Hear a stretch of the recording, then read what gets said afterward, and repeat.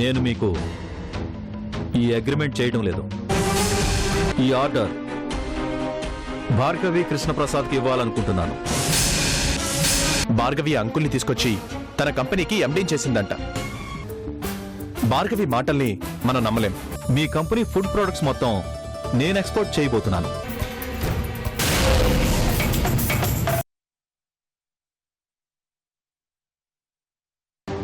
ఎంతకి తెగించారో చూడు నవీన్. నాకు ఆ మనిషి మోసం చేశాడా? నేను ఆయనకు అన్యాయం చేశానా? ఆ ఆర్డర్ సంపాదించటం కోసం నా మీద ఇంకా చాలా చాలా కల్పించి చెప్పుంటారు. అతను మనతో మాట్లాడిన విధానం చూస్తుంటే మనల్ని చాలా అపార్థం చేసుకున్నట్టు అనిపిస్తుంది. అందుకే అంత రూడ్గా బిహేవ్ చేశాడు మనతో. అలా ఆయన దగ్గర ఆ తండ్రి కూతుళ్ళు ఎక్కించి చెప్పారు. నన్ను సాధించడానికి చివరికి ఎంత నీచానికి దిగజారాడో చూడు. ఛీ, ఇలాంటి మనిషిగా నేను భారీగా బ్రతికాను. ఒక ఎక్స్పోర్ట్ ఆర్డర్ సాధించడం కోసం నా మీద, నా క్యారెక్టర్ మీద బురద చల్లాడు. అసలు ఆయన మనిషేనా? అమ్మా, కృష్ణబాబు అలాంటి మనిషి కాదమ్మా. ఎక్కడో ఏదో తేడా జరిగి ఉంటుంది. తేడా జరిగింది రామయ్య. నేను ఆయన్ని నమ్మడంలోనే అసలు తేడా జరిగింది. పైకి కనిపించే మనిషిని చూసి మహానుభావుడని నమ్మటంలోనే తేడా జరిగింది.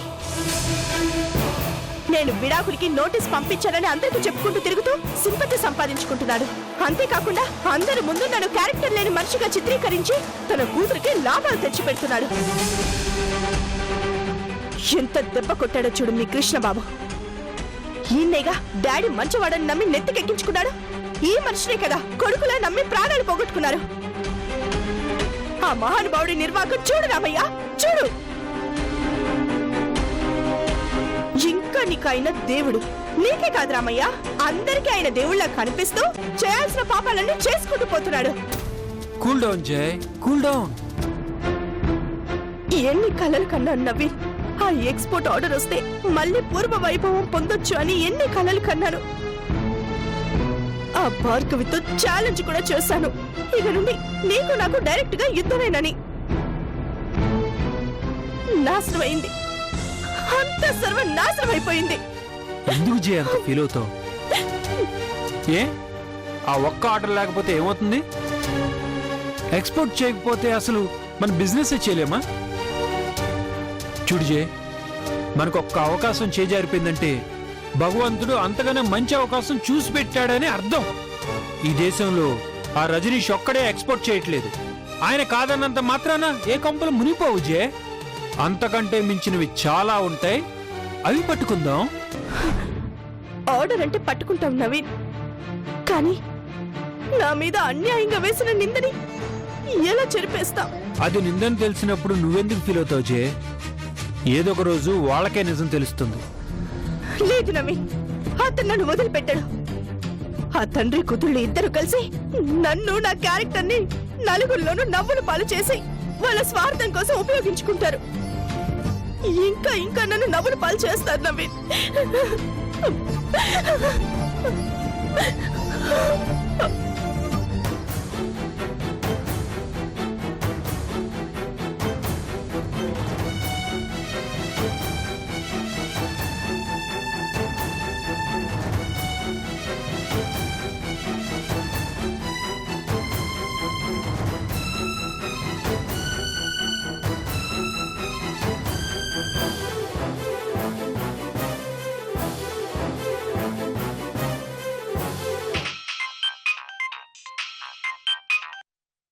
హలో, నేను నవీన్ని మాట్లాడుతున్నాను.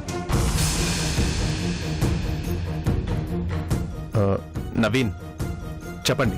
చూడండి, మనిషి ఎదగటానికి చాలా రకాల దారులుంటాయి.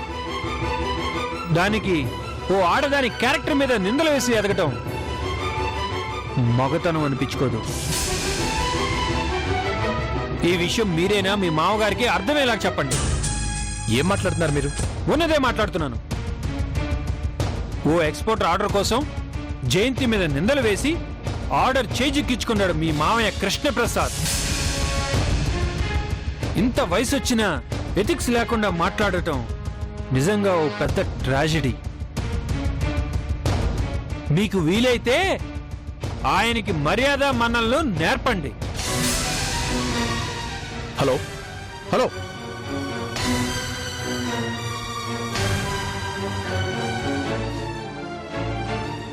కృష్ణ అంకుల్ జయంతి గారి క్యారెక్టర్ గురించి తప్పుగా మాట్లాడారా? ఇది నిజమేనా?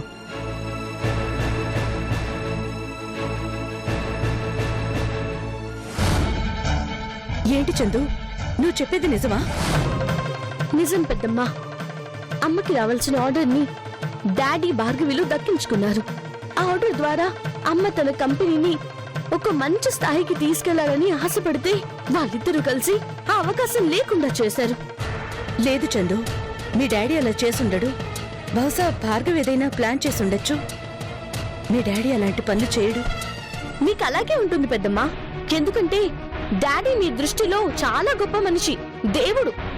ఆయన కళ్ళు కూడా చిన్న పొరపాటు కూడా చేయరు.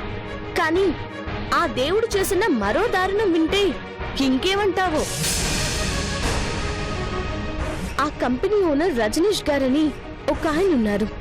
ఆయన మొదట్లో ఆర్డర్ని అమ్మకి ఇస్తానని ప్రామిస్ చేశారు.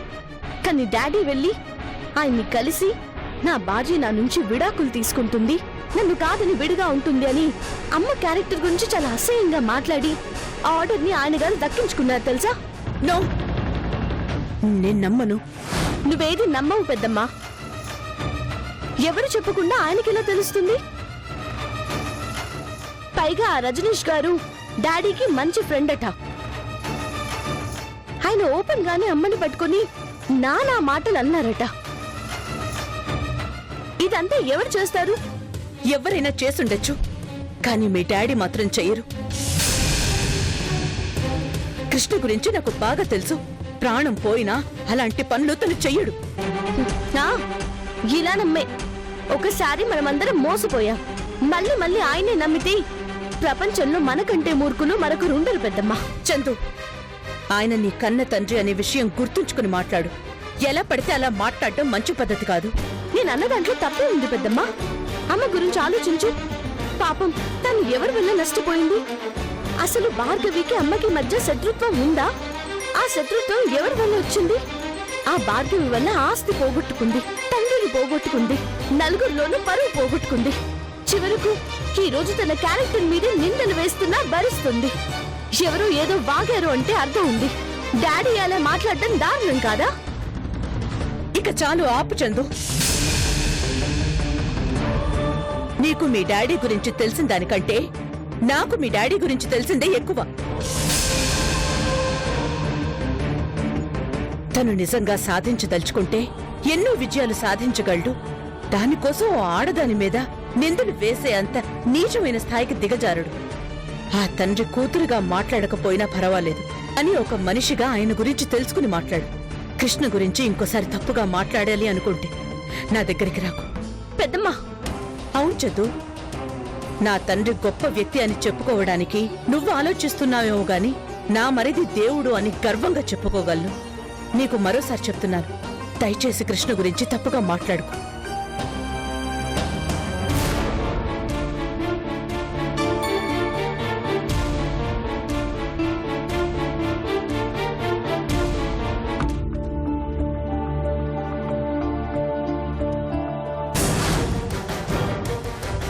అంకుల్, రారాజా, కూర్చో. ఏంటంకుల్ ఇది? మీరు చేసిన పని ఏమైనా బాగుందా? ఏమైంది? ఈ కంపెనీ ఫుడ్ ప్రొడక్ట్స్ అని రజనీష్ కంపెనీ వాళ్ళు ఎక్స్పోర్ట్ చేయబోతున్నారంట. నిజమేనా? అగ్రిమెంట్స్ కూడా చేశారంట. నిజమే, అందులో తప్పేంటి? రజనీష్ నాకు పాత స్నేహితుడు, తనే వచ్చి ఎక్స్పోర్ట్ చేస్తానని చెప్పాడు. కానీ ఆ ఆర్డర్ మీకంటే ముందు ఆంటీకి ఇస్తానని ప్రామిస్ చేశారు. ఆ ఆర్డర్ మీరు ఎలా లాక్కున్నారో తెలిసి ఆవిడ చాలా ఫీల్ అవుతున్నారు అంకుల్. ఏంటి? ముందు ఆ ఆర్డర్ జయంతికి వచ్చిందా? ఏమీ తెలియనట్టు అలా అడుగుతారేంటి? ఏ రజనీష్ గారు మీకు చెప్పలేదా? అయినా జయంతి గారి మీద అన్ని నిందలు వేసి రజనీష్ గారి దగ్గర అగ్రిమెంట్ సంపాదించాల్సిన అవసరం ఏంటి? అది మీ స్థాయికి సరిపోయే పనేనా? రాజా, నిజంగా నువ్వేం మాట్లాడుతున్నావో నాకు అర్థం కావడం లేదు. నేనేంటి జయంతి మీద నిందలు వేయడం ఏంటి? అసలు ఈ ఆర్డర్ జయంతికి వచ్చిందన్న విషయం నాకు తెలీదు. మీరు చెప్తుంది నిజమా? నిజం రాజా, చందు మీద ప్రామిస్ చేసి చెప్తున్నాను. నాకు ఈ విషయాలేమీ తెలీదు. రజనీష్ ఇంటికొచ్చి నీకో సర్ప్రైజ్ అంటూ ఆర్డర్ ఇచ్చాడు అంతే. అంతకుముందు నేను అసలు రజనీష్నే కలవలేదు. అయినా నేనెందుకు జయంతిని తప్పుపడతాను? తన మీద నేను నిందలు వేయడం ఏంటి? ఇదంతా అబద్ధం. లేదంకుల్, అయితే మీకు తెలియకుండానే మీ వెనక ఏదో కుట్ర జరుగుతుంది. మీకు ఆంటీకి మధ్య గ్యాప్ పెంచడం కోసం ఎవరో ప్రయత్నిస్తున్నారు. బాగా ఆలోచించండి అంకుల్. మిమ్మల్ని ఈ సీట్లో కూర్చోబెడతాం వెనక అసలు కారణం ఏంటో తెలుసుకోండి. కానీ ఒకటి మాత్రం నిజం, ఆంటీ గురించి ఆ రజనీష్ దగ్గర చాలా నీచంగా చెప్పారు. అది మీరే చెప్పారని ఆంటీ అనుకుంటున్నారు. అందుకే ఆవిడ ఆర్డర్ని క్యాన్సిల్ చేసి మీకిచ్చారని ఆ నవీన్ అంటున్నాడు. అసలేం జరిగిందో నేను కనుక్కుంటాను రాజా. జాగ్రత్త అంకుల్, మీరు మరో ఊబిలో ఇరుక్కోకుండా మిమ్మల్ని మీరు కాపాడుకోండి. Be careful. నేను మళ్ళీ కలుస్తాను.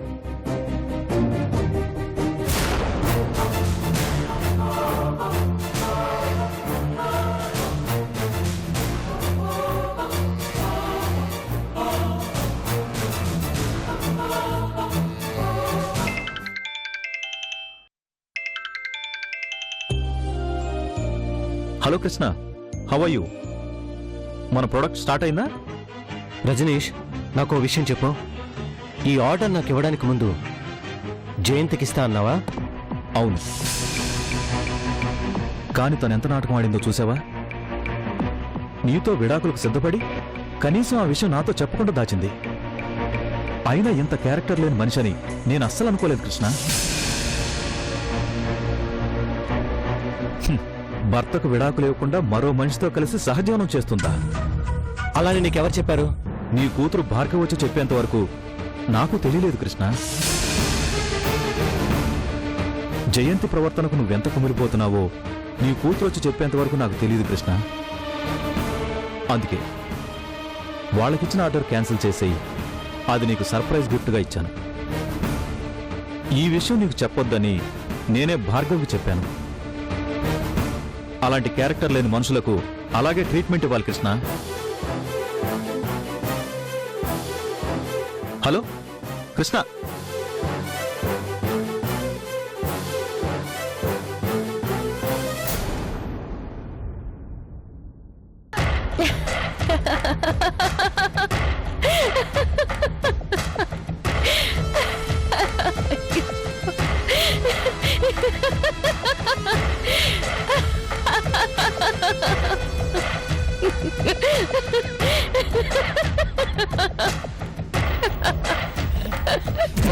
Oh my God.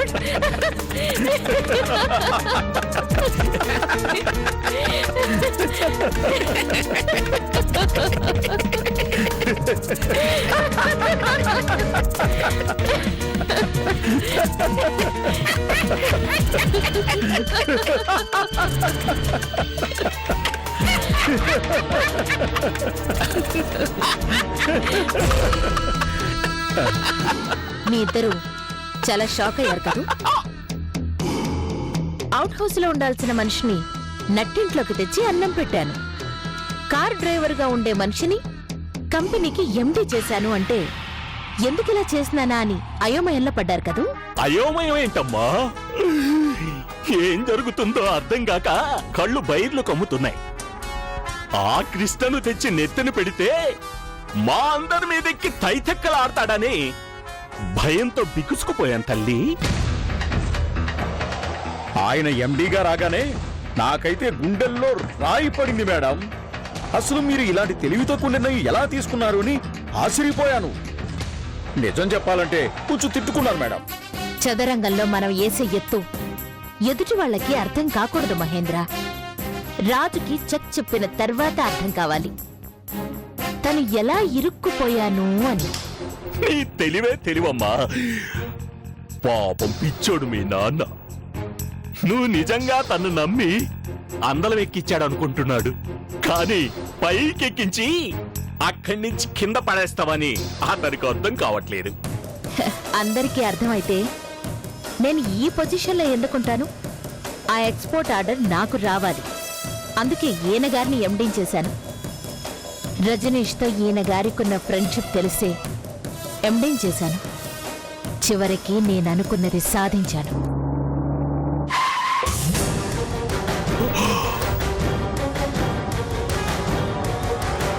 అమ్మా మీ నాన్న వచ్చినట్టున్నాడు. ఆ? మీరు వెళ్ళండి. ఆ.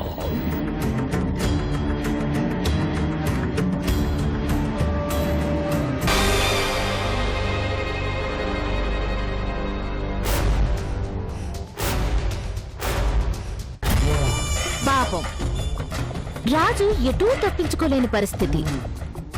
ముందుకొస్తే గుర్రం తంతుంది, వెనక్కిపోతే ఏనుగు తొక్కేస్తుంది, పక్కకి వెళితే శకటం పొడుస్తుంది. మరి అక్కడే ఉంటే మంత్రి చంపేస్తాడు.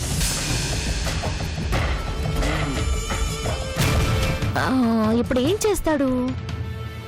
లొంగిపోతాడా, చచ్చిపోతాడా? లొంగిపోతాడా, చచ్చిపోతాడా? లొంగిపోతాడా, చచ్చిపోతాడా?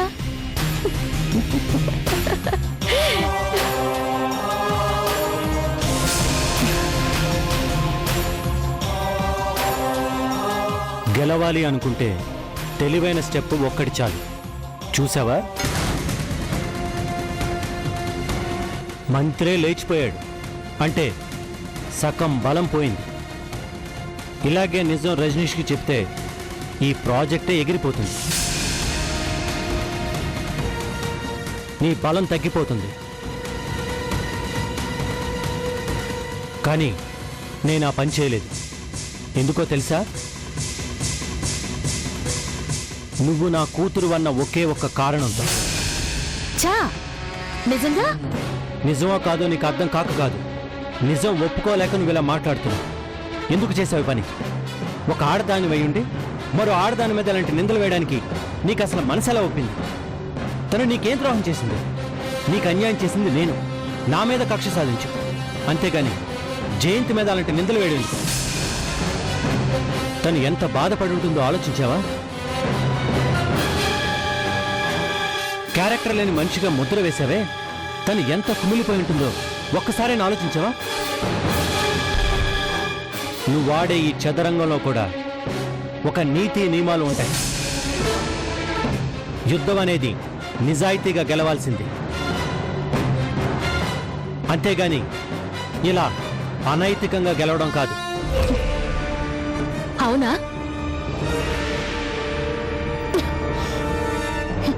ఇవే మాటలు ఫోటోలో ఉన్న మా అమ్మని చూసి చెప్పు.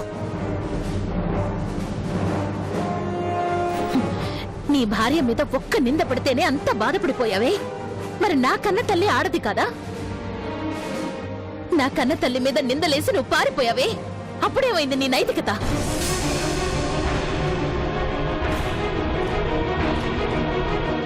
ఆ రోజు కోర్టులో నీ భార్య, నీ కూతురు, నీ వదిన, నీ వాళ్ళంతా కలిసి నా తల్లిని ఒక తిరుగుబోతుదానిగా వర్ణించారే, అప్పుడేమైంది నీ నీతి?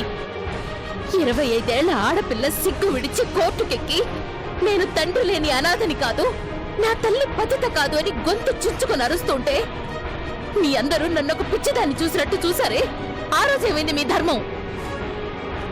ఈ రోజు నీ భార్య నిన్ను కాదని మరొకరితో సహజీవనం చేస్తుందంటేనే తెగ బాధపడ్డావు. మరి నా తల్లిని కడుపు చేసి కన్నెత్తైనా చూడకుండా పారిపోయావే, అప్పుడు కలగలేదా ఈ బాధ? ఏ, నేను ఆడపిల్లని కాదా? తండ్రి ఎవరో తెలియని ఆడపిల్లగా నేను కష్టాలు పడలేదా? నాకు జరిగినవే అవమానాలు కావా? ఈ రోజు నా భార్య అంటున్నావే, ఆ స్థానం ఎవరిది? నా తల్లిది.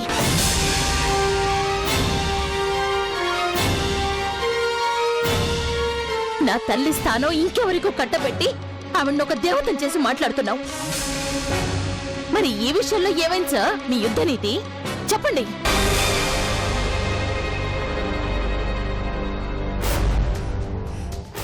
నువ్వు చెప్పలేవు, నీ వల్ల కాదు. అవును, నేను కావాలనే జయంతి మీద నిందలు వేశాను. నేను ప్రాజెక్టు సాధించాలి అని నిన్ను తెచ్చి ఎండించేశాను. నాకు నీలాగా ధర్మాలు చెప్తూ దయ్యంలా బ్రతకడం చేత కాదు. నాకు విజయం కావాలి. నా జీవితంలో ఏది సులువుగా రాలేదు. చివరికి నువ్వు కూడా యుద్ధం చేయకుండా ఒప్పుకోలేదు. నేను గెలవడం కోసం ఏదైనా చేస్తాను, చేసి తీరతాను.